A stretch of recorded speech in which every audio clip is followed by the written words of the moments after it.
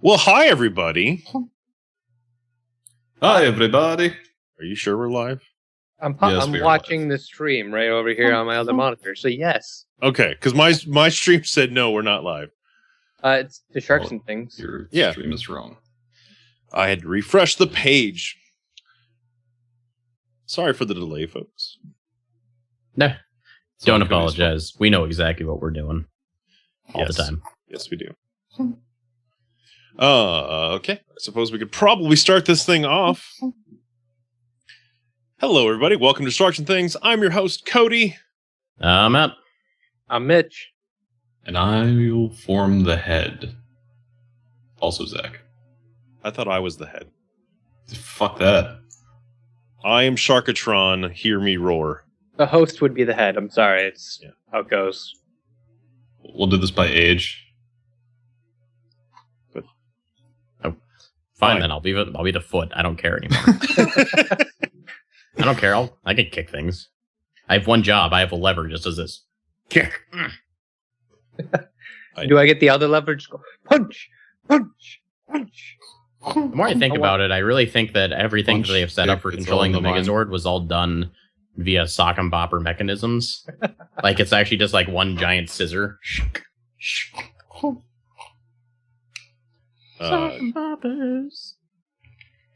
And you go for the uppercut. And I don't. And then cook a combo breaker. I don't even know anymore. Everything's just going downhill as usual. Yeah. Just got turned on in 3 months. Mitch's It took 3 ability months to turn your to Xbox stall on. us made me get so bored to the point of I turned my Xbox on. you are so welcome right now. Oh, dear Lord. And now Oh. I'm currently playing my favorite game, which is Windows Updates, the Xbox edition. Yeah.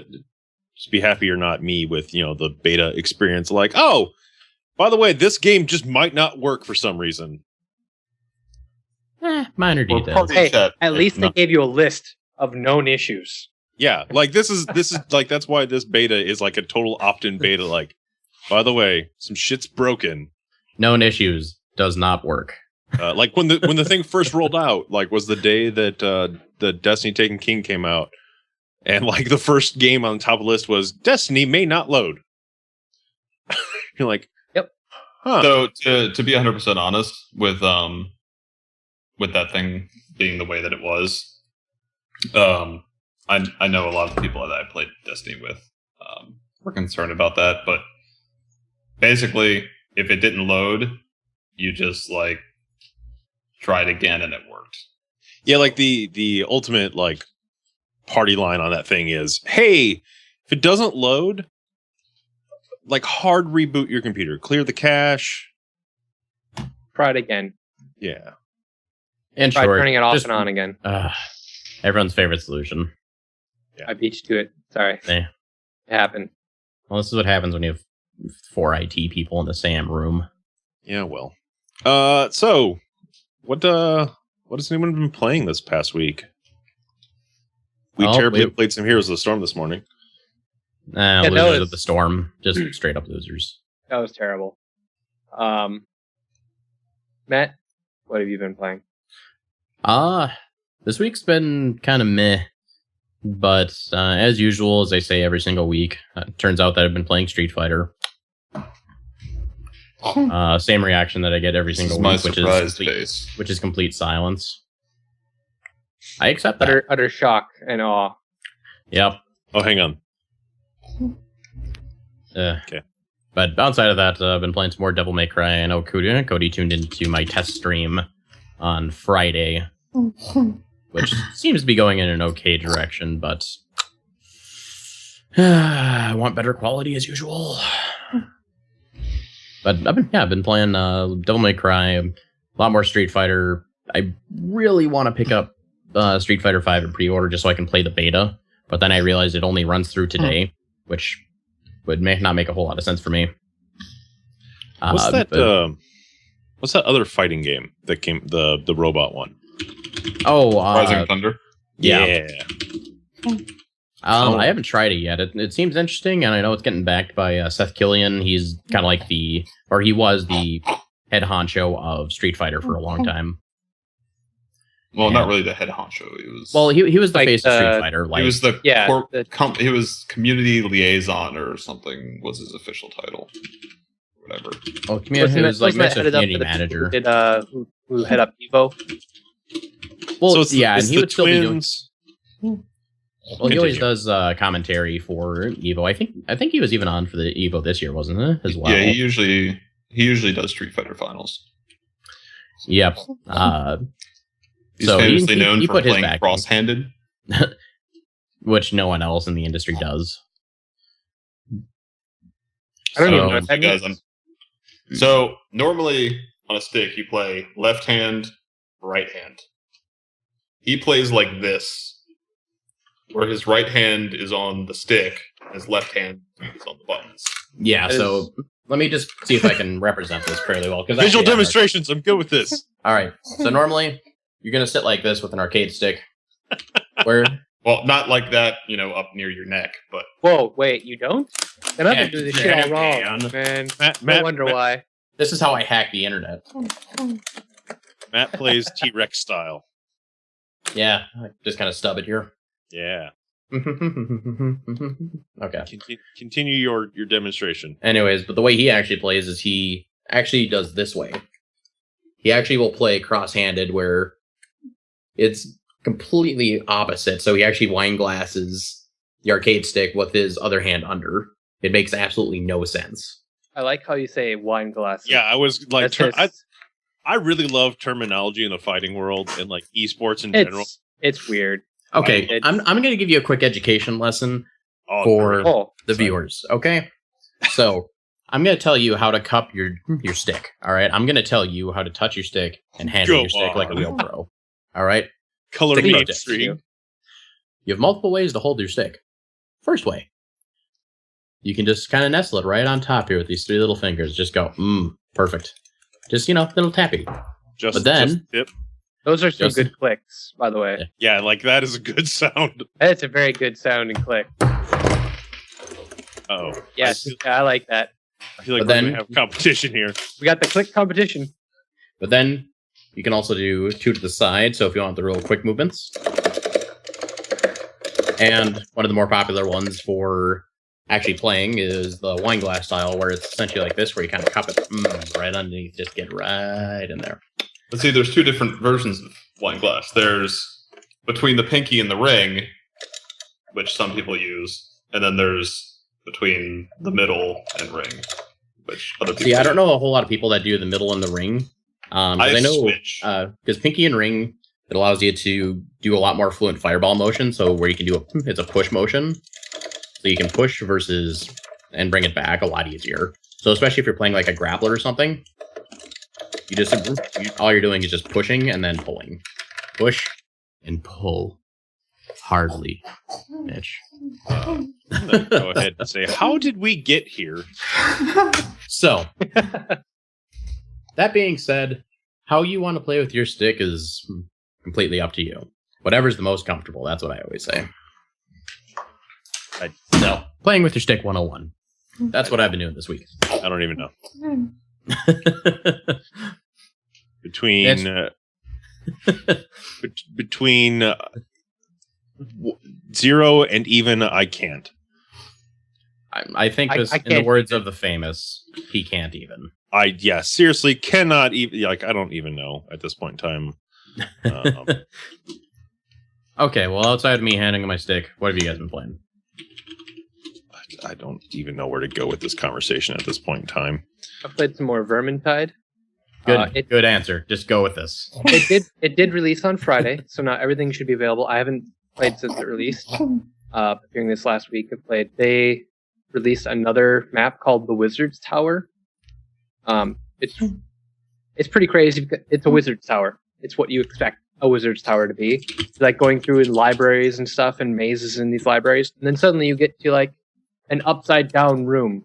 Like everything is literally upside down, and you have to like jump on underside of furniture and stuff, and then the side of furniture and the side. Is this of like wall. Super Castlevania 4 when they like do the room thing? I was I don't thinking know. more of Home Alone for the Super Nintendo. I don't remember. Or just like jumping And- on fucking cabinets and collecting stupid shit. you'll get to areas in the level where you'll see like a bright flash. Whoa! Whoa! Mother of Okay. God, was that a gunshot? That's what it sounded like. It's okay. Everyone's Are you still okay? alive. Has anyone been shot? I'm not bleeding. I don't think I'm okay. You'll see a bright flash and a giant bang, apparently. And then you'll see, like, I was playing the Bright Wizard, and there's an area where you saw, like, a forest on fire, basically. And you could see the normal enemies running around. Whereas, like, the elf character will see a normal, serene forest, and, like, the human characters will see, like, weird, like, a fort or something. So everyone gets to see different scenery based on what character you're playing. That's weird Yeah. and actually really cool. It's right over there near the burning tree. I don't see any burning tree. Right there in front of you. Yes. This is so normally that's a what color people on competition, LSD would say. I'm just saying. I don't see any trees. but yeah, it was super confusing at first. It's like, there's over by the burning pillar. Like, what burning pillar? There's a giant tree over there.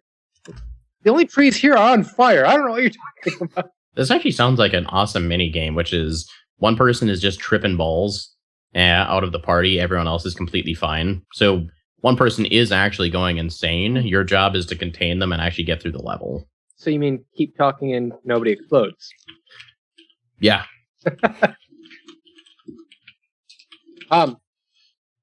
Actually, I just thought about this. Do any of you guys actually know sign language? Nope. I did a long time ago. So I I have an knew- idea how awesome it would be to try and play that game with sign language. Just go on stream and just see if you have a webcam up. But other than Vermintide, because I would like to play the release now. There have been some sessions of Ark played, but that's about it.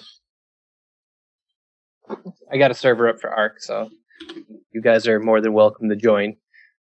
Anybody who wants to join? What Ark is. Okay, this is how out of touch with games I have been. What is Ark again? Okay, so you're on an island. You are an experiment, specimen, if you will.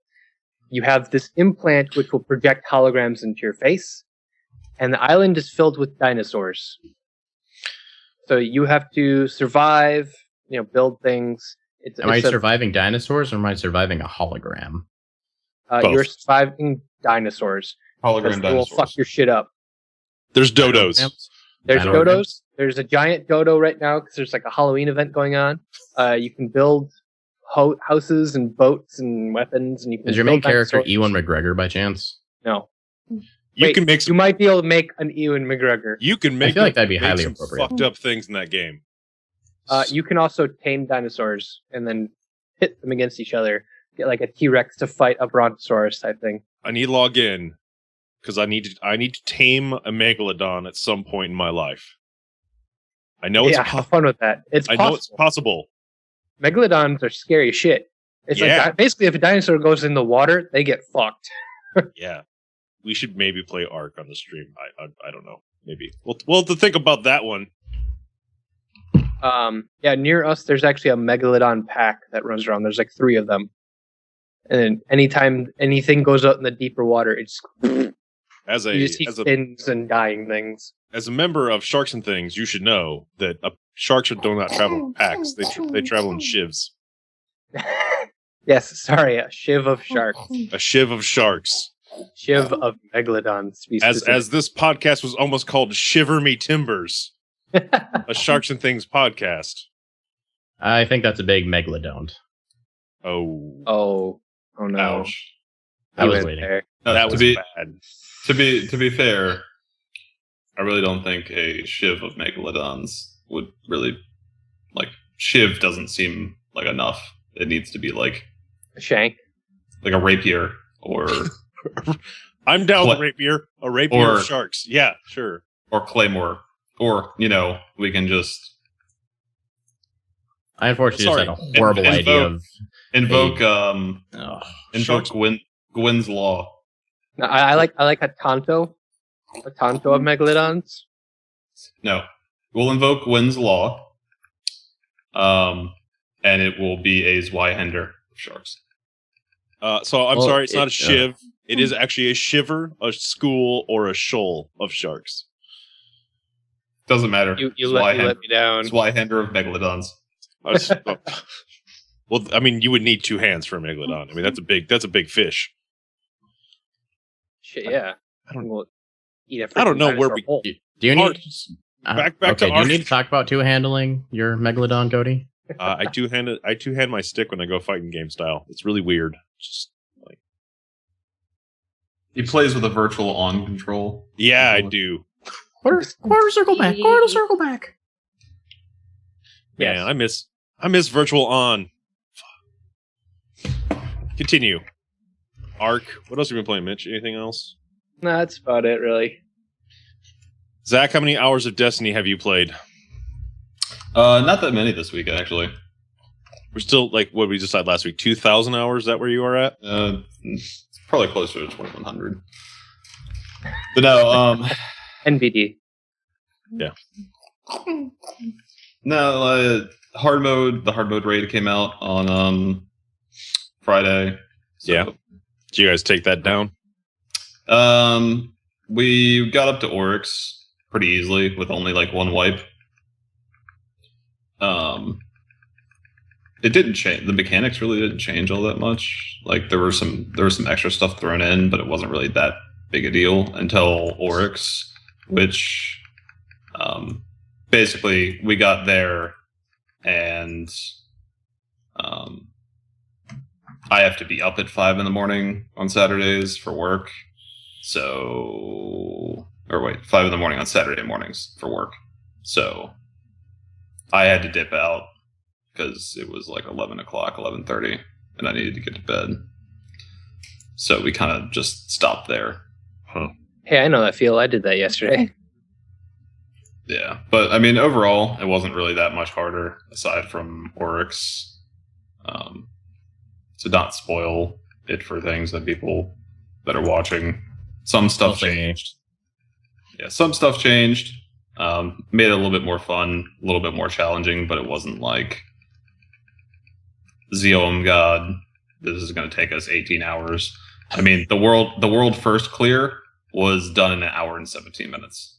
That was 90 Holy minutes. cow. No, yeah, that's right. And then like the next one was 90 minutes or something like that. Something There's like a lot that. of Destiny nerds out there. I'm just saying. Like listening to the giant bomb guys, it's like, 6+ hours trying to get through the like normal raid. Just doing it in like an hour is ridiculous. Just thinking of that difference. Well, I mean, like that's what it like. Our first normal mode clear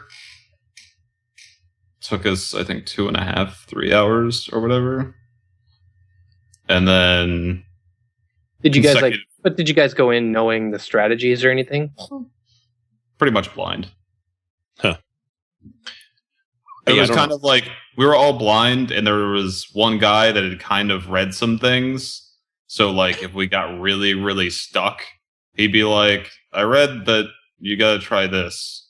So it wasn't like Just reminded me of one thing. I actually played some Borderlands 2 on Handsome Jack Collection. I know this is fairly out of date as far as conversation pieces go, but I found another reason to just stop playing that game within minutes. It's if you guys remember the Safe and Sound mission from Borderlands 2, where you have to go kill the giant blue crystalline thing in the caverns. Sure. yes. I couldn't kill it. Like you would break all the crystals, and it takes like 5 minutes to do, and then he just doesn't die. Like, and what I kept reading is there's apparently a glitch in the game that allows him to just not die ever, and I need that to continue forward. And I have no idea how to get around this or how to like re-glitch the game to get him to die. So, like, keep in mind, I'm on my 4th attempt of playing Borderlands 2. Because I've played it for 15 hours. I'm like, okay, this isn't bad. And then I just like, this sucks. And then I quit. So I'm like, okay, 6-7 months later, do it again. Sounds like you and I Same. should play through Borderlands 2. I think we need to get we need to get through Borderlands 2 so I can just get this off my damn chest, because I have easily 60 hours invested into the first 15 to 20 hours of the game. Maybe next week we'll play some Borderlands 2 on the stream. I'm down. Borderlands 2 is pretty good. Well, I have the Handsome Jack collection. I really want to play the pre-sequel, but I have, in good faith, I have to beat Borderlands 2. Yeah, the pre-sequel is fucking horrible. Oh. Yeah, I tried. I gave it a shot. I tried. No. But I hate. Fuck that mission.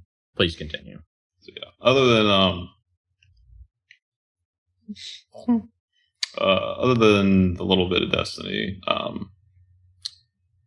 been messing around a little bit with TOR again. How was the new expansion? You mentioned a lot of MMOs you were gonna play.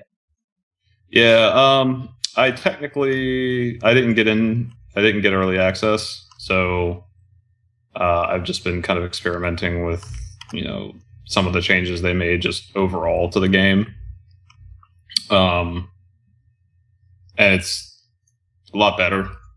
There's like some really cool shit. Some cool shit. They changed stats, so gearing and stuff isn't as complicated. They changed companions, so companions now don't need their own gear sets. They just scale with you, and then there's another stat that you get called influence, which is pretty much like it was before, when you have a companion with you, and there's conversations and stuff where they agree with you and whatnot. Your influence will raise, and you can also give them gifts and stuff to raise influence. But as their influence raises, the scaling percentage or whatever gets higher. So I mean, like, my companion on my Sith assassin, like, I can pretty much just walk around and let my companion kill everything, and like champion mobs, like the rogue mobs that you need like 5 or 6 people for or whatever out in the world. My companion will like 3-shot them. It's kind of retarded. Sounds like you're kind of like over leveled. Well, they introduced scaling a lot like how Guild Wars 2 does scaling. Is that when if you're level 60 and you go to like a level 20 planet, you'll scale to whatever the max recommended level for that planet is, but you'll still have all your abilities and stuff, and your companion is still, they scale down with you, like their stats and stuff, but because of the influence change, they're still super powerful anyway.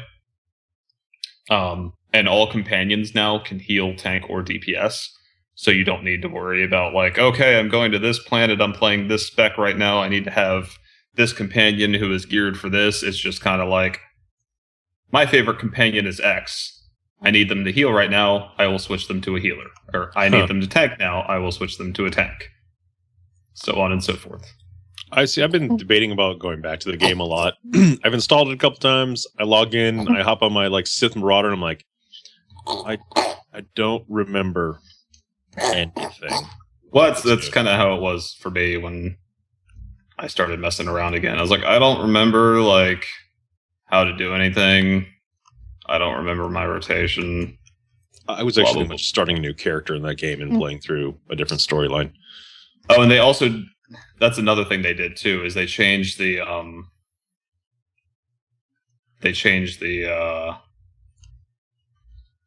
leveling, because they ran, for subscribers, they had like a 12x thing running, going all the way back to like, God, when did they start? They started it in like March or May or something like that. A 12x XP or something? Yeah, 12 times experience for story quests. So basically, you could literally just do your class story to get to max level. Or it stopped right before it stopped right before whatever the most recent little expansion DLC thing was, which was Shadows of Revan.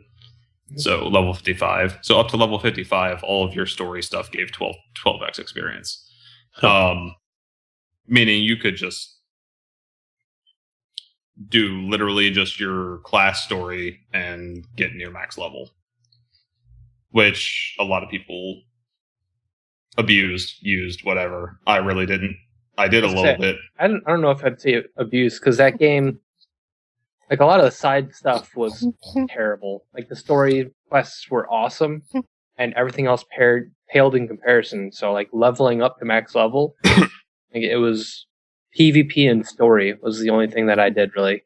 Yeah, so they got rid of the 12x, but they completely changed the experience scaling and everything like that. So now all you have to do is your class quests and like the planetary story quest. Like, you know how each planet had its own story? Like, yeah. So you basically do the planet story and your class quests, and that's it. So it's like 6x experience for your class, 6x experience for your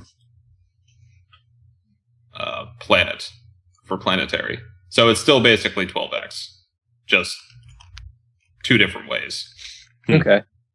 That's not too terrible, though. I mean, it'll make it much easier to get to max level. Yep. Which is, I guess, where the game really matters anyways for most MMOs. So, whatever. But yeah, a lot of the changes they made are pretty cool. And apparently all the new stuff is apparently really just, it's classic BioWare story style. Huh. Like, your decisions actually matter on a complete scale within your personal story or whatever. Like, all of your decisions matter, but all the endings don't make sense. Well, so BioWare. So like when you first start the new content or whatever, everything that you have done in the first 3 years or whatever the game has been released is gone. Like, it completely changes absolutely everything in the game. So there are planets and places that you will not be able to go back to until after you finish like the entire story arc, and then they just let you go there again because gameplay consideration. Yeah, removing content is dumb. But for while you're involved in the story, you cannot. You also lose all of your companions. Oh. And yeah, you lose all your companions, you get new ones, and then at certain parts of the story, like certain parts of the storyline, you start getting them back. Like, you kind of rediscover them. Because from my understanding of it, I've been trying to keep it completely spoiler free. So this is literally, like, what I'm saying is basically what I've gathered through trailers and whatnot. Is like, you lose all your companions. Your companions, for the most part, you're assumed dead because something happens at the beginning and you're assumed dead. And the main storyline takes place like a year or 2 after that event. So all your companions have kind of gone on and off to different things. Leaving you behind. Yeah. Going on to better things. Yeah. But you start to rediscover them. However, this is where part of the BioWare stuff comes in. Based on decisions and choices and blah, blah, blah that you make, you may or may not be able to get some of them back. Huh. Okay. I mean, that's kind of cool that they're actually making things matter, because previously it's like, oh, you make this choice and it doesn't fucking matter. The planet quest will turn out the exact same way. Your class quest will turn out the exact same way, no matter what you do. So I'm not going to lie. I feel like this conversation could trail directly into Andromeda and just carry over. And you can actually... like Kevin Sorbo Andromeda? Yes, Cody. Absolutely. Okay. Don't be dissing Hercules. Kevin Sorbo's Andromeda. That was brilliant. To be fair, it's Gene Roddenberry's Andromeda starring Kevin Sorbo. Yeah. Credit where credit's due. And my other point of understanding, too, is that you can choose a side. Oh, between the brothers? Well, which one's the dark side? If you watch the trailers, one of the brothers dies. It's in the trailer. Well, I thought he comes back, but as like mostly android. Yeah, but at the end of that same trailer, he kills his brother. Okay. So there's only one of them. But no, you get to choose Brotherly love. between. You basically get to choose between the Empire/Republic based on what your thing is. If you're, what your faction is, or the Eternal Emperor, or the Eternal Empire, or whatever it's called. The bearded dude in the trailers. So you can choose to serve him, or you can choose to serve your faction, which also changes how a lot of things work. Hey, Zach, I'm just going to go out on a limb and say you should go into writing novels.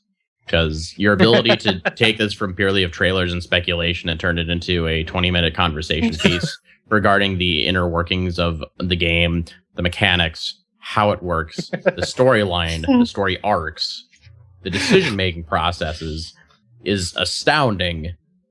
And I think you may have a future. Just imagine you going into erotic fiction should make a lot of viewers very happy. Yeah, that right there, that was a jump. That was the jump to end all jumps. No, that was just a jump. That was a jump to light speed. Oh Also, no, which- it's done. No, stop talking. You are done. We're gonna kick this up to ludicrous if you want to keep this rolling. You're- I'm just you're- saying, Zach, you're speaking you're from a- definitively the most knowledgeable member as far as MMO and game mechanics that we have. Good Lord, please go into erotic fiction for the sake of our viewers. Don't do it. For our viewers only, though. Yeah. Ha. It's fan fiction. Why Taking did it classy with Why Liana. did I say like 2 years ago that, hey, we should do a podcast together? That'd be fun, right? Like we could do this. This is something we could do. Yeah, you had a good idea. I've made it better. I am franchising here. I'm taking one man's talents and I am turning it into raw profitability. And Yes. you are just hating Bring us some on money, this Matt. idea. It will be raining money, fans, and probably extra Twilight fan fiction. That is an unfortunate byproduct. I don't even know. I played Guitar Hero Live this week. We're gonna just move on. That game's weird. How is it weird? Everything about I played this on my iPhone and I thought it was fantastic. Wait, Uh, you play it on your freaking iPhone? I'm playing it on my iPhone as a trial because I don't have much else going for me as far as Guitar Hero Live, with it not being in my living room. so you can play it on your phone. They actually sell a guitar controller for Bluetooth devices. Oh my god. Do you have any idea how awesome that is? You can finally take the bus or mass transit and just essentially have a selfie stick that protrudes and is taped to the guitar, and you could play Guitar Hero on the bus. So that way everyone can hear your acoustic versions. And first of all, the strum bar is really loud. The strum bar is You can be very sitting loud. There, be that guy. Give me tips, guys. Give me tips. Just the tip. I'll give you a tip, get better. Go You home, guys Lou. kid. You guys are not helping. The strum bar is very loud. The weird part is that the FMV thing is still really weird to me. There's like some of the song choices are very weird. Like I played Bangarang by Skrillex last night. How do you play Bangarang? I'm assuming it goes like this. Bang or bang, bang. No, like you're playing like a lot of DJ parts and it's weird, and I don't know how I feel about it. Oh god, what was that one song in was it Guitar Hero World Tour? Was the one after 3? Yeah. And it wasn't was it Bison? Not Bison, Millennium Man or something? What the frick is that song? Oh, I can't come to me, but anyways, it was like playing Peter Frampton's piano part. in Oh, that his game, and it's just super foreign and weird. But I suppose Yeah. Through the Fire and the Flames was equally guilty as that towards the beginning. I don't know. always Honestly, do there weird was one song on that was Guitar Hero 3. Yeah, I Oh. know that was Guitar Hero 3, but still. There was one song that was harder than Through the Fire and the Flames. Yeah, and that was Devil Went Down to Georgia. Yes, sir. And that Anyways. song sucked. I wish I did beat on expert. Keyword is beat, not was good at. The, And that was like the pinnacle of Guitar Hero, where you can't strum any faster than what that song can actually produce. Because that had to have been like at least close to 32 to 64 notes per measure. I don't know. You just machine gun it. Your hand's broken. You hit to the solo. Your fingers start going squid-like, where your physical body can't handle how fast the song is going, so it just starts to distort on itself into like its own black hole of hell. The funny thing you mentioned about all that is that like I used to play a lot Guitar Hero, like a lot. Yeah, and I would That constantly does not surprise us at all. Yeah, I had like a fucking like a bottle of or tube or whatever, like Icy Hot or Bengay hanging around like at all times because my wrist would get so bad. Back to the point of why this game's weird. Ultimately, it boils down to the fact there's no DLC. They have this weird new like Guitar Hero TV thing where it just plays live. No, Guitar Hero Live is the single player with the FMV. Guitar Hero TV is you watch music videos and you play guitar to the music videos. Yeah, that's just weird. And it's like watching MTV because like you don't get to pick your song. You just go in there and you're like, oh, I'm going to go ahead and watch this hard rock station for the next half hour until it changes. Okay, would you rather have like playing piano in Church Simulator 2015? Because that's pretty much what Guitar Hero TV is like. Here's a song, you're going to play it. What is this? I have no idea, but it sounds the exact same as the last one. It's weird. Wait. Do I get like an actual church organ to play it then, Matt? No. Okay. No. Now we're getting somewhere. Organ Hero 2015. Gonna play such hits as bom bom bom, ranging to bom bom bom. I'm telling you, we have a future here. Organ Hero 2016. I'm saying no. I'm banning the the Organ 86-year-old Heroes. pianist that you've always wanted to be, Cody. I don't know. Organ Hero sounds more to me like a Guitar Hero style game where you are doing organ transplants. It's like a surgeon simulator with a Guitar Hero controller. I think somebody's probably tried to do that. I'm sure they did Guitar of the Dead. Guitar of the Dead? I'm very certain that someone made a House of the Dead game where you use a guitar controller. If you assigned it to, you could actually do that. So if you actually mod the text files that come up for House of the Dead for like what it actually wants you to type, and actually assign those to physical buttons, on you Xbox could actually 360, do Guitar Hero of the Dead. On Xbox 360, there was a game called Rock of the Dead. If you would like, it's currently $7.50 on Amazon. There was also the guy that beat Dark Souls with the Donkey Kongas. Yeah, it's ridiculous. Beyond Guitar Hero, I finished Shadowrun Returns last week. Stream some Rebel Galaxy. That game's real good. That slide guitar, dude. Man, I just want that soundtrack in my life all the time.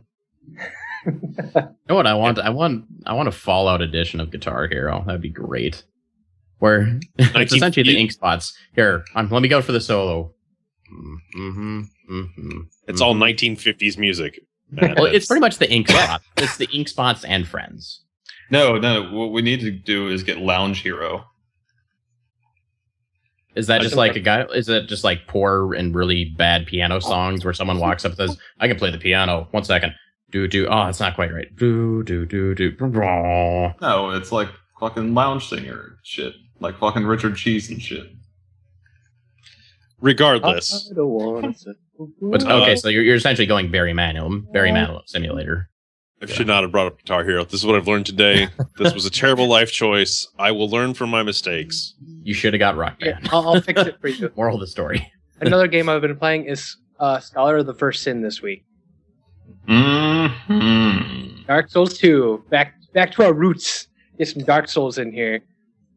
Yeah, so we have Scholar of the First Sin would be the name of Zach's first erotic fan fiction. I'm just saying. Wait, what? I didn't hear that. I'm saying that Scholar of the First Sin should be your first work of erotic fan fiction, as you're very well versed in it. I'm done. I'm literally done at this point. Like, where's the end call button? No, Scholar of the First Sin is... Oh no, Blighttown. Oh. I picked it up like when it first dropped, like early this year, but I actually hadn't played a lot of it. But I wanted to play some Dark Souls. And I jumped into it basically. But no, that it's so fresh basically compared to like Dark Souls 2. Like I had played Dark Souls 2 through once, and I almost made it through a second time. But playing through Scholar for Sin, it's like this is all different, and just makes me want to continue playing. I mean, the bosses are the same, pretty much. Did the enemy placements as far as like where they're at on the map finally fuck with you? Yes. Yeah, I just went in there thinking the whole time everything's gonna be different. There's so many goddamn pursuer like fights now. There's new enemies. They relocated bonfires. It's a little nuts. But no, as Cody knows so from watching me play it, they put turtles in very strange places. Yeah, fuck that. By the way, fuck that to no end. Like right away when you get up on, like up above where you first see the pursuer, where there's that hole that can be blown in the wall, past the what's the forest one? Forest yeah, before you get to the Lost Giant. Yeah, up there, that first turtle. Fuck, that Dutch noise. But I did like the fact that they removed like some of the turtles from some spots too. Like they just replaced. Like there's one where I was expecting a turtle to be, and there's just like two of the royal soldiers instead. So. And then there's another time where you're just casually walking through a door, and then you get flattened by a turtle. Yeah, that happened. The ghosts from the shaded woods are in different places now too, and they are in other areas outside of the shaded woods. You still can't lock onto them, even though you can see them clear as day, which is still a pain in the ass. Huh. So you like run around with your shield out, and then suddenly you'll like turn a little funny, and you'll get backstabbed or something. Just curious, is there any way to like assemble 4 of these so we can make Teenage Mutant Ninja Turtles? So that way it's just Turtle Squad. Yeah, you could get each with their own respective weapons. Yeah, totally could. Unfortunately, I think Raphael is probably going to end up with a hammer. Just saying. Probably. But he really just wanted a hammer in the first place. A sai was a terrible weapon. He never really got to use it anyways. The last game I've been playing is... More like a prison shank. I started playing Assassin's Creed Unity because I'm a masochist. Yeah, you're a masochist. Yeah. I get the sadist and masochist mixed up all the time. That game's not good. Even fixed, It's not a good game. Like, so this is gonna bring us to the top of the week. This is the transition. Here it is. It's a segue. It's got 2 wheels and goes places. It also hits Star Athletes. Yep. That's a Usain Bolt reference if you didn't get it already. Run them over. So, annualization of video games is something that's been going on for a while, obviously. The what of games? Annualization. Oh, okay. I heard that completely differently. Stop thinking about your erotic novels and get back Annualization, to Zach. Rocker World 4. I mean, this is an apt topic because we've got the new Assassin's Creed this year, and we have another Halo, and we have another Call of Duty, and we have I can't say another Fallout because that's like a whenever the hell they're done with it game. That's There's like a lot of 5 another years. But like Assassin's Creed Unity, like I purposely kind of put it off, ended up picking up really cheap, and it's like I really like Assassin's Creed games. There's a part of me who's resolved that I'm probably never going to see another Prince of Persia game for a long time, and this is as close as I'm going to get. So give it like 5 years. Maybe. Who knows? Maybe when they're done with Assassin's Creed and they've driven it so far into the ground, like, hey, Prince of Persia, maybe we should bring that shit back. Well, there was actually a small little meme that was out there in the world that said, what's Assassin's Creed going to do once they start running out of time periods to actually set it? Because eventually we're going to just get to everybody has guns, and the game has now become like full building scaling Watch Dogs. Like, that's what Assassin's Creed is becoming. It's like, that's what Watch Dogs actually So what is. you're saying is it's going to turn into Mirror's Edge. It's going to be Mirror's Edge, third person, and it's probably going to take place in, like, hell or heaven because they've now run out of, like, cities or worlds or planets. But again, like, as soon as you introduce, like, decent guns, it's like, it's so immersive breaking. It's like I'm climbing this wall. Those guys down there should just be able to easily shoot me on this fucking wall. Yeah. Well, Templars of Duty doesn't exactly have a nice ring to it, but that's where it is going to be heading. Because after 2, it just started repeating. Okay, get new abilities. The only exception would be Black Flag, because that I think could be its own standalone from everything else, where it's you are a pirate. That is your job. Be a Pirate pirate. Simulator. So that's where the annualization of games comes in. Like we look at like Tony Hawk. So Tony Hawk Pro Skater 5 came out 2 weeks ago, Which was a bombed. flaming pile of garbage. That used to be annualized. It's not anymore. Yeah, no, it used to be, and that was the end of his downfall. Like you had 1, 2, 3, and 4 all introduced like new mechanics. But you get to a point where like you can only do so much in a year to make changes. Like What are you talking about? Have you played Madden recently? Madden is totally different each and every year, man. But so Madden, so I'm going to come back to the sports games. But like if we look at Assassin's Creed, like a lot of people are having a hard time believing that Syndicate's getting such good reviews. I mean, it's getting like 8s, 9s.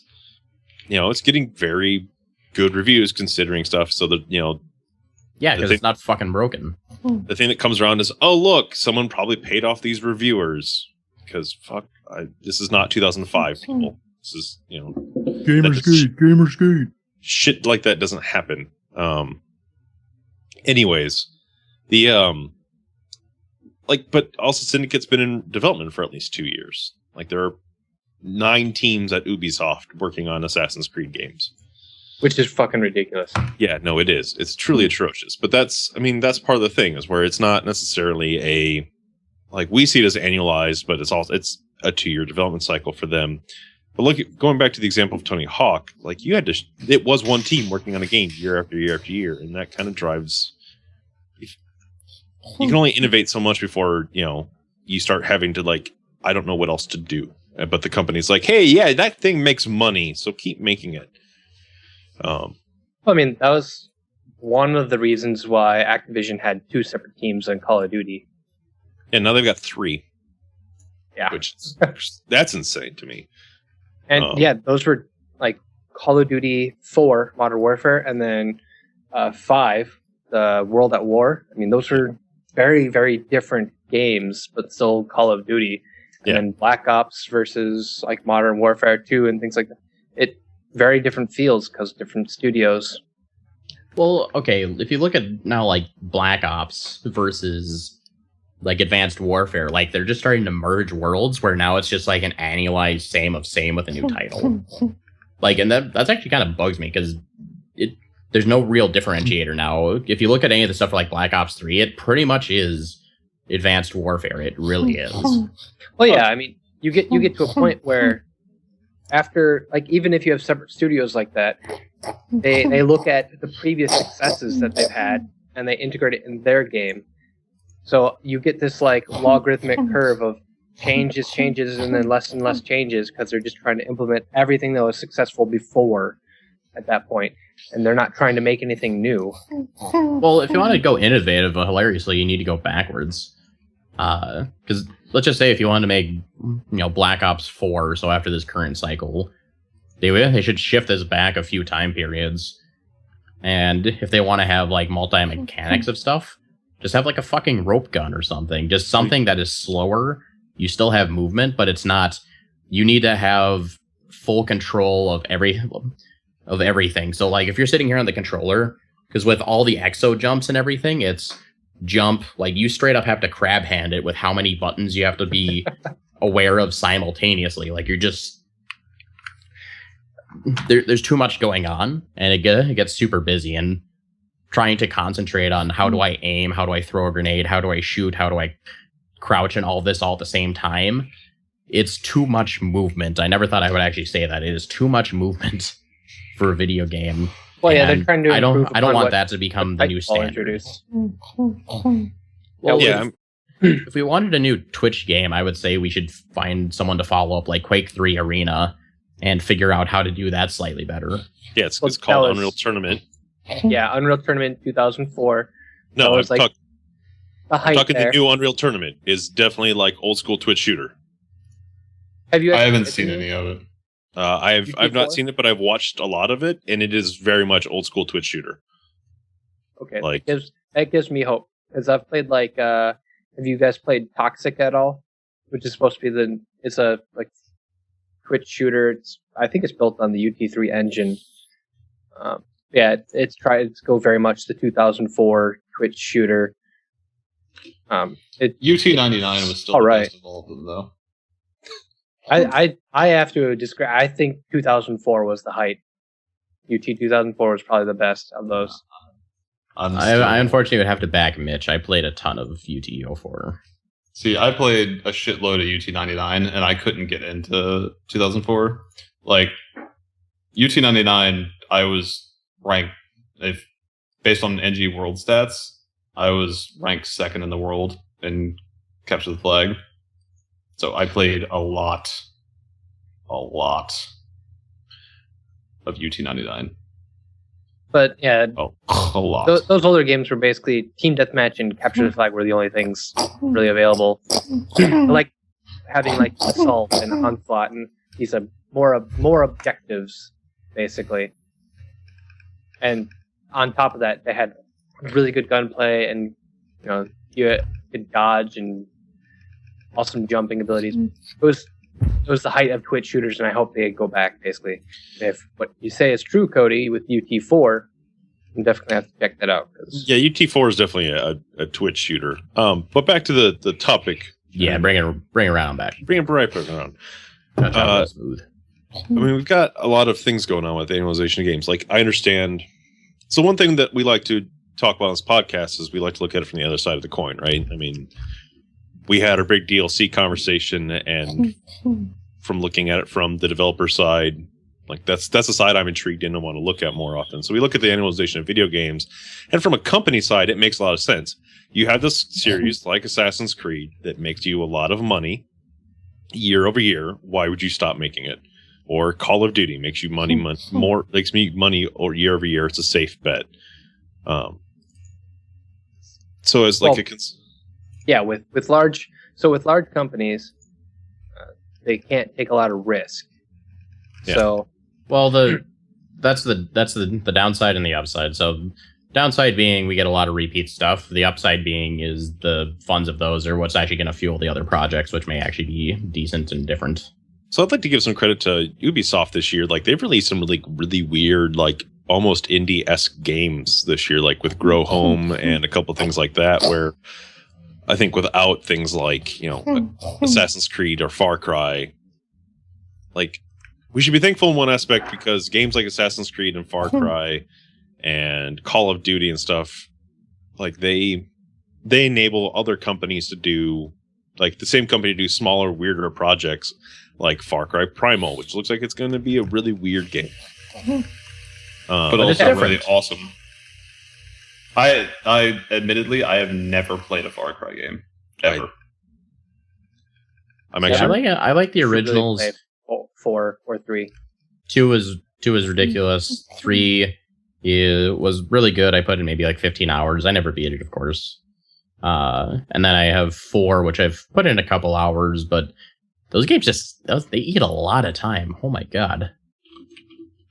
So I mean, that's kind of the thing. It makes me miss things like we're in this weird part that the game industry is young and it's had some really weird sections in it. So like we went from everyone being like a 2 or 3 man team back in the old days to we had the giants emerge with EA, Activision stuff, and you had these like weird middle tier companies like THQ and all that fun stuff that like they were big enough to release a AAA-esque game, but not big enough to be owned by one of the big guys. And then you have the little guys who somehow turn into juggernauts. Well, hell, look at Telltale. But that's still Blizzard. I wouldn't consider Blizzard small entity. Well, no, they started small and Yeah. turned into some sort of behemoth. A megalodon. No, I was more so thinking like that. So we're talking like early thousands back when THQ was around and like you early had all thousands. Yeah, like the early mid thousands, 989, all those like middle tier studios that weren't gigantic. It was before all like big companies started buying all the studios up, basically. And so you got to see things like, you know, Darksiders. I'm a big fan of Darksiders. I think it's a great game series and franchise. I can't wait for another one to come out. I'm probably going to buy the Definitive Edition when it comes out for PS4 because I want to play that game again. But we're in this weird era now where all we have are kind of the indie darlings and then the big guys. There's very few middle tier games anymore. And I mean, the annualization of games has kind of made it so that maybe Ubisoft or Activision or EA can kind of put some money behind some of these weirder, smaller companies. Maybe give some indie people some more money. I mean, look at Grow Home or look at what's the Yarn game on the EA is doing, like Yarny or something like that. Crap. You know what you're talking about? Not Yoshi's Yarn. No. Yeah, I mean that Or sorry, annualization, Yoshi's that Woolly stuff World. there.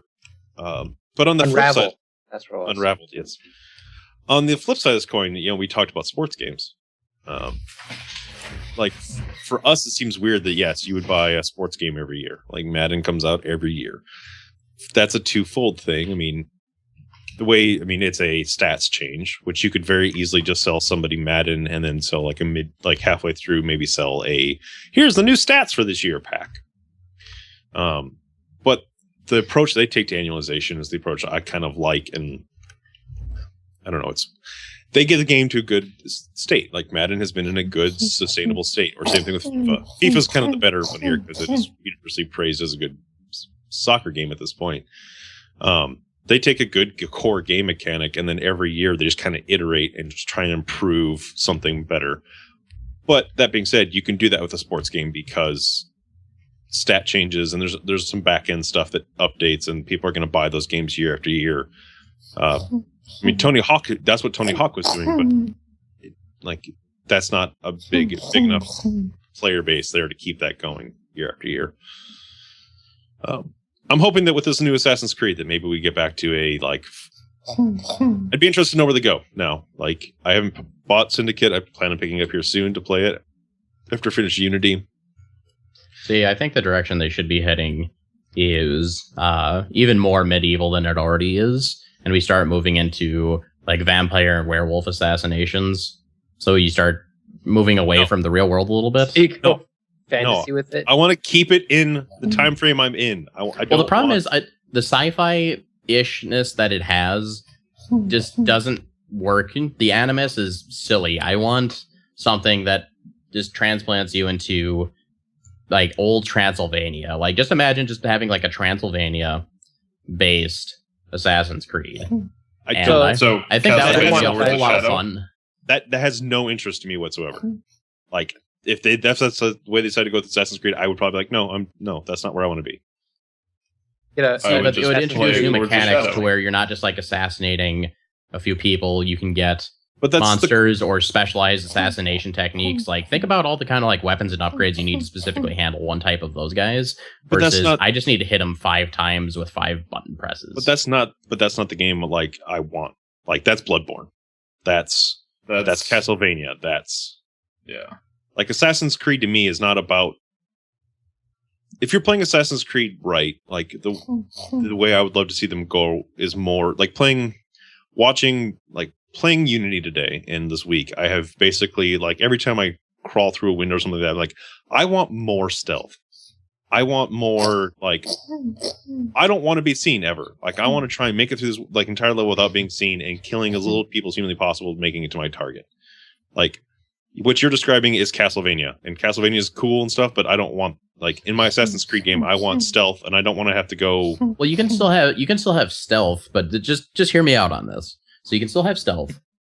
However, after an assassination, you have to run from a fucking werewolf on the top of rooftops through windows.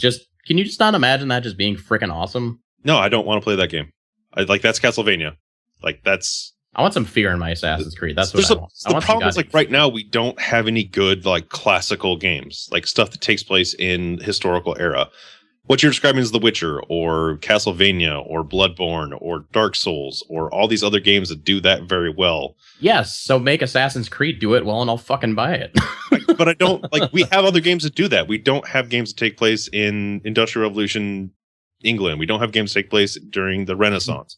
Yeah, We but don't- also all these other games that you list don't have the climbing and like platforming that you can do with Assassin's Creed. Shadow of Mordor. Go play that game. It's a good game. It doesn't have that same kind of Lords of flowiness. Shadow has a ton of platforming and stuff. Well, it has platforming, but it just doesn't have that same snappiness that Assassin's Creed has when it comes to just traversing terrain. But that's a different game series. That's not like I would maybe play that. It's like, so it goes back to Devil May Cry. We had this conversation about Devil May Cry earlier this week, that the DMC remake would probably have done better if it was not called Devil May Cry. Yep. Yeah, it's the same thing where you're trying to put Assassin's Creed in a box. I'm absolutely trying to put it in a box. But you're not putting it in a box. You're trying to break it outside of the box. I'm saying I'm trying Cody to is put it putting in a box. The box that needs to be opened of its true potential. I'm fine with it being in its box. You can take the mechanics from that game, but the second you take Assassin's Creed and you move it to like if you're going to do what you want to do, it's not Assassin's Creed anymore. It's something else. Well, think about it this way: you're trying to make. You're eventually going to end up at Splinter Cell if they thing. keep going the same track that they do. The more stealthy you get, the more current you get. It's just going to become Splinter Cell the game. I'm fine with that, actually. It's like Splinter Cell. Assassin's Creed truly is Splinter Cell. Sam Fisher is truly a Templar. The mystery's been blown. Sam Fisher But being an assassin, not a Templar. Ultimately, Cody, what you're basically saying is you don't want them to try new things with Assassin's Creed. No, I want them to try new. Assassin's Creed with just different time periods is all. No, I'm all about them trying new stuff. Like I want new stealth mechanics. I'm kind of with Cody on this. Is like I like them trying new things. However, there is a level of fantasy that needs to be maintained. Part of what makes Assassin's Creed great is because while it does have some, fantastical elements to it, it is mostly based in reality. Like, it's based in, historical periods that happened with historical people and characters. There's a little bit of like sci-fi in there with the whole Abstergo Industries, the deep dive stuff. It has its roots in history, but so do like the best like historical fictions. But I want to see anything about like Transylvania, about werewolves and vampires and things like that. The best ones of those are also based in the same things that Assassin's Creed is based.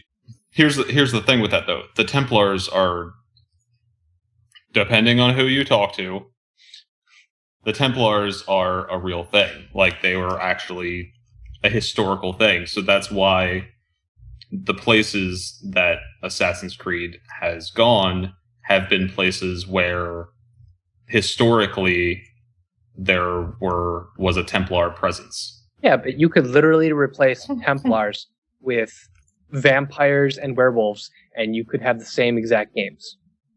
But so the only difference is that instead of that guy wielding a sword, he is now turning into a werewolf and chasing me down or something. So, like, the game you guys are describing, it sounds like a great game, but it's not. Like, Assassin's Creed now has turned into historical porn. Like, that is what it is. It is going to historical places, meeting historical figures like Dickens and Marx and Bell in the new one, or in, meeting Leonardo da Vinci, or meeting all these historical people. Like, that is the cool part to me. Like, all I'm arguing is that you could have all of that still, and you could have everything the way it is now, except instead of facing a sword or a crossbow, you could be facing a werewolf or a vampire. But you are fundamentally changing the environment in which those people exist in at that point in time. Like, the game you guys are describing sounds fun. No, it's not. Like, Alexander Graham Bell existing in a period where werewolves and vampires exist is a entirely different person than him existing in the Industrial Revolution in England. Like, those are... I'm still arguing that you can have both. You can have both, that's fine. But, like, I don't want werewolves stuff in my historical I'm going to bring this full circle. The Animus has a glitch. The Animus has a glitch. And it's now merging with other Animus realms of fake time periods. It allows you to go back in time, but it is of a different simulated time that is now merging into your real fiction. That is how we end up there, and that is how we bring it full circle. I have no problem with doing an Assassin's Creed like that's Prince of Persia to me. Like what you're describing is more of a Prince of Persia game. I can believe fantastical elements are going to exist in Prince of Persia like that. However, I think effectively we are worried about the shark being jumped. Yeah, like the second you start, Assassin's Creed's in such a weird place now that like I want to see it in cool places, but I don't want to see it in. Like I don't want to see them add weird stuff for the sake of going weird. Like I want to see them go. I want to see them go other interesting places. Okay, fine. Fuck it. Left field. Assassin Steed. You are the horse. Go. I mean, ultimately, like this is the part where I think we all get hung up on is right now is that we're talking semantics right now. Like the game you guys are describing, like Assassin's Creed, but with a coat of historical paint, sounds interesting in a way. But I don't want that in my Assassin's Creed. Like I want Assassin's Creed to remain Assassin's Creed.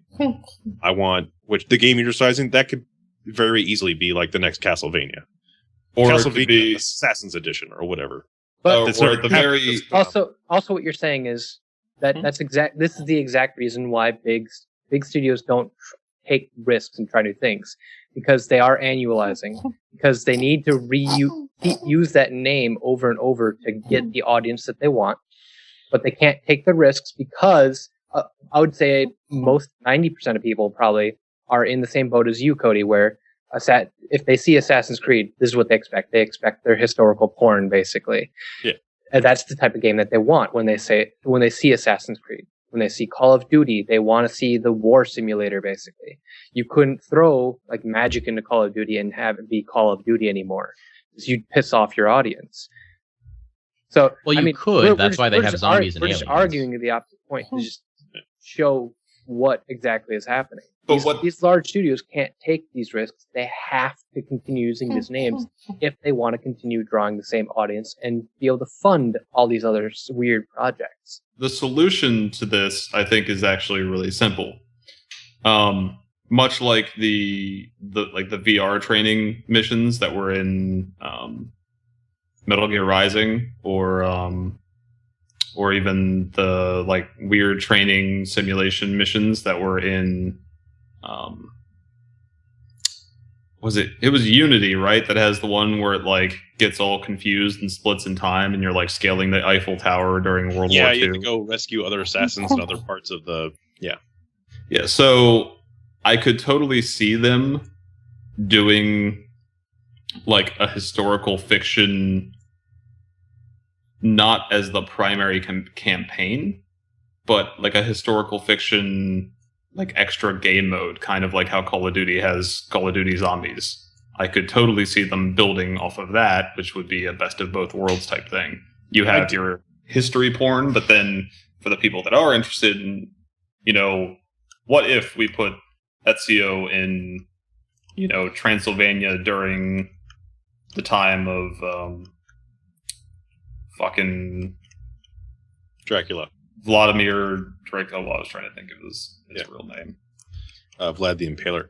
Ideally, I mean, the ideal situation here is that Assassin's Creed's done. Like, I like Assassin's Creed games. I like the historical porn part of it, but the game that you guys are describing also sounds interesting. But the only way for that to ever actually truly happen is Assassin's Creed needs to be done, or Assassin's Creed they need to do because the second, as to Mitch's point, and this is the Devil May Cry issue, is that the second they attach the Assassin's Creed name to it, there's an expectation. Here's an expectation. But if they could be like, oh hey, here's a new game, Transylvania Adventures. It uses Assassin's Creed like elements, but please don't name it Transylvania Adventures, man. I think we still do. There is also an inherent problem with that, because then it just gets compared to the games which it mimics as well. So yeah, it's going to get compared to Assassin's Creed and Castlevania. And again, more issues with why large studios don't try new things. Yeah. Well, I can see trying new things as not being as much of an issue. The problem is a lot of studios try new things without involving their audience. Like, so we'll, as much as we love to hate on DMC, Devil May Cry, Nick Card, you know. Yeah. One of the things that's kind of ignored or not really brought up often is how the game director or the lead guy at Ninja Theory treated the fans when they tried to, bring up valid complaints. Like when they talked to him about how the combat looked too slow. It looked, why would you not have a lock-on feature when that was a part of the, when that was part of the series? Like that was just one of the staples of the series. How are you going to have a Warcraft game without orcs? And he just kind of spat in all the fans' faces and told them they were idiots and verbally, assaulted them. Yeah, he essentially went the Evangelion route of disappointment. Yeah, so he just basically, and then, started trying to say that the only reason people were complaining is because Dante didn't have white hair, which literally there was probably like 2 people that was actually a valid complaint. I gave 0 fucks about his hair color. Hey, I have a certain color preference blindness, and my inability to see his hair is compromised by gameplay. Yeah.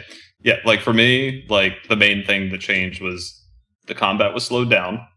There was no lock-on feature. There was less of a stress or whatever put on awesome combos and weapon switching and stuff. And while you can still do combos and stuff, the combat didn't feel meaty. Like I couldn't feel the weight behind attacks. And on top of that, when I see Dante, like I expect like campy, happy-go-lucky. Yeah, I'm in some serious shit, but I'm just going to be, a sarcastic asshole about it. Like I'm gonna, kill this vampire chick and turn her soul into a fucking guitar and then have a concert where her corpse is. That was a pretty metal moment, by the way. Yeah. Or this goes back to my erotic fan fiction idea, Zach. You just got everything covered. Or I'm going to play the string of my heart. Throw roses at a giant tablet and then explode it because why not? So like that's it's cool that they wanted to try and go a new direction and base Devil May Cry in reality, but that's not where Devil May Cry is built or based. And I agree, it probably would have been a good game if it was not Devil May Cry. This is probably a topic we can come back to 100 times, and maybe we will revisit at some point in time. I've been stewing a series up in my head for the past week about something similar to this, and maybe we'll explore that later on.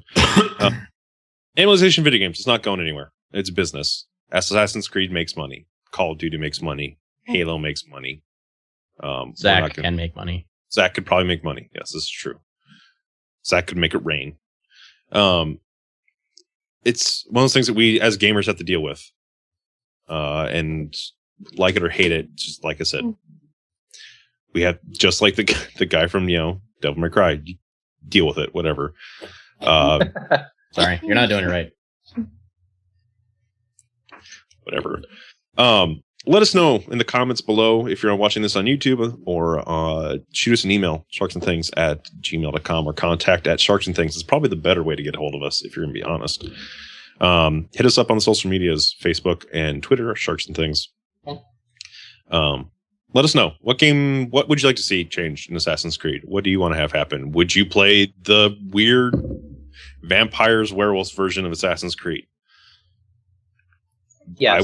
I would much rather absolutely yes. See Assassin's Creed go someplace really cool like China or Africa or I don't know, space. Probably not. It's we probably need a going to Crocodile Dundee. I want Assassin's Creed in Aboriginal Australia. Oh no! Listen, What about fucking the Cajun South? Yeah, like so that's the part All that excites me. Is that whatever. That's a conversation for another time. Introduce voodoo into it now. Yeah. We'll No, get not even around- that. Think about it. Can you think? I mean, I could just imagine they even have a character archetype they can just steal. They can just fucking steal Gambit's character.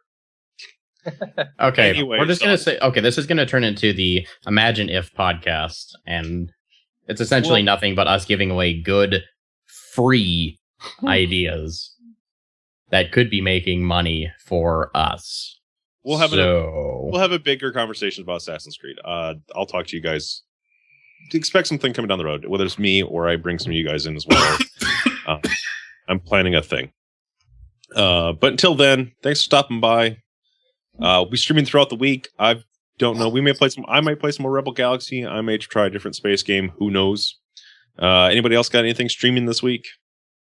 I'll probably be streaming some more Devil May Cry or Destiny coming up on Fridays, and you can find that over at the Sharks and Things Hub on Twitch or twitch.tv/SNT I'm at. I've got the new Xbox Elite controller coming in, so I kind of want to do an unboxing. Okay. Expect some of that. I may do a hard mode King's Fall tonight. Other than that, it'll probably be TOR after Tuesday. Yeah, I might try and do some Secret World. I've been kind of itching to play some more MMOs, and the Secret World's kind of been holding my interest lately. So maybe I'll do some streaming of that. We'll see. Let us know what you'd like to see us stream. Once again, Strem. Hit us up at contact@sharksandthings.com, and all the social media we are at Sharks and Things. Have a great week, everybody. Bye-bye. Thanks for stopping by the Sharks and Things podcast. Don't forget to like, comment, and subscribe on YouTube, iTunes, or your favorite podcast app. You can find us on all the social media at Sharks and Things. Don't forget to shoot us an email with questions, comments, or concerns to sharksandthings@gmail.com. Stay up to date with all the latest news announcements by visiting us at www.sharksandthings.com. Lastly, don't forget to check the show notes below for all the links to today's stories and our Green Man Gaming promo.